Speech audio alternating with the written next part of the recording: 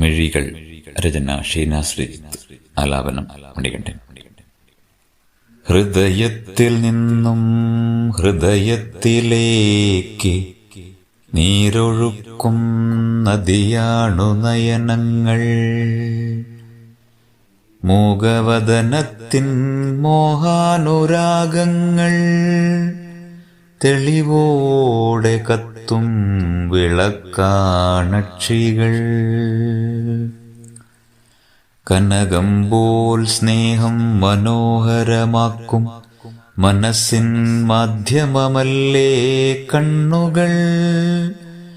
അധരമില്ലാതെ കഥകൾ പറയുന്ന കാഥികരും ലോചനങ്ങളല്ലേ.